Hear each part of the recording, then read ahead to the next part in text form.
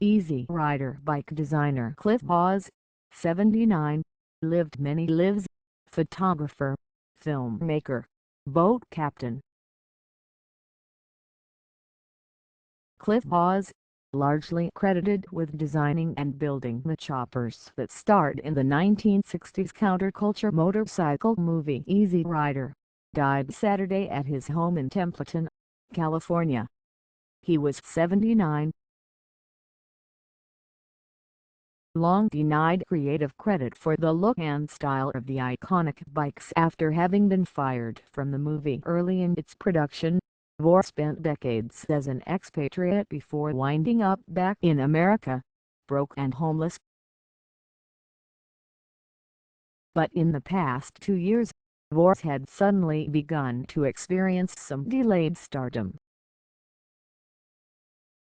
Motorcycle historians, festival organizers and bike bloggers were increasingly acknowledging the African-American photographer, documentary filmmaker, music producer, political organizer and biker as the artistic author of the iconic Captain America chopper, with its long chromed forks, high 6C bar and star-spangled red, white and blue gas tank. It's the most famous motorcycle in history, and that deserves some recognition, said Paul Dorleans, motorcycle historian and Cycle World columnist. But as a man, he's so much more interesting than that. I met Vaughs in late 2014 while reporting the story.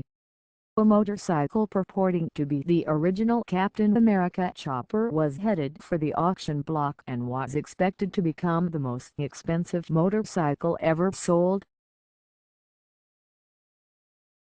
There were suggestions the bike was a fake. Most experts I interviewed said only Cliff Vaughs, who'd built the original, could determine its authenticity. Vaughs was hard to find. He was living on a boat in the Caribbean, some thought. He had moved to Serbia, others said.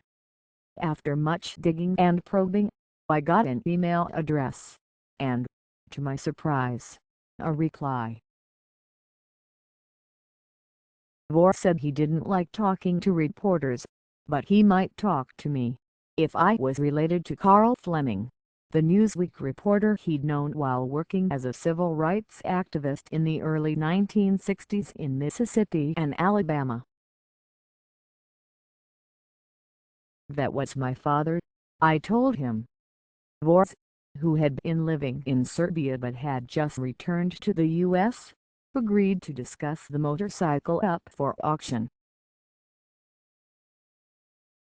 He had seen it and believed it had no connection to the original Easy Rider bikes, which were all destroyed in the making of the movie or disappeared shortly after.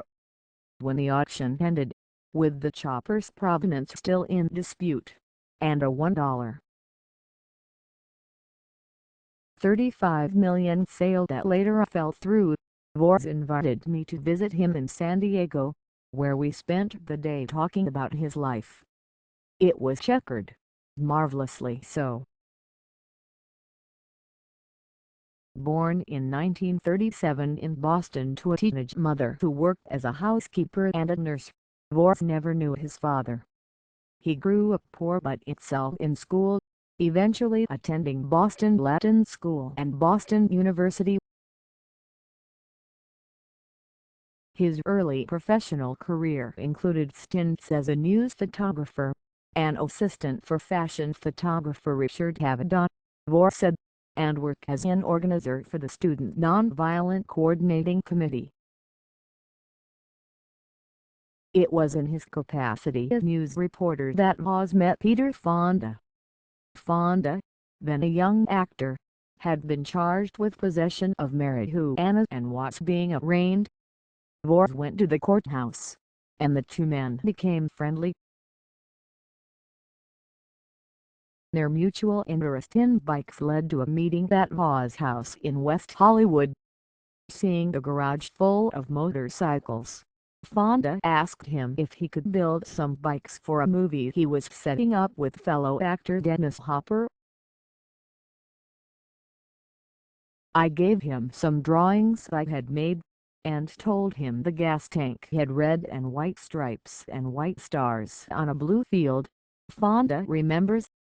It had a tall sissy barn, and fishtail pipes. But Cliff did all the rest. He didn't do it alone.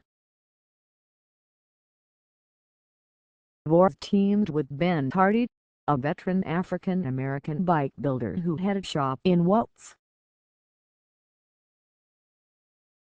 The two men were hired to create 4 motorcycles, a Captain America and Billy bike for Fonda and Hopper to ride in the movie, and 2 copies to be used by stunt doubles. Vaughs and Hardy bought 4 used Los Angeles Police Department Harley-Davidsons at an auction and went to work. Vaughs was to be responsible for the bikes during filming and to get an associate producer credit. Not long after the 4 choppers were built, though, Vaughs was fired. Fonda remembers the decision being made by Hopper, who wanted his friend Tex Hall to be the movie's motorcycle wrangler.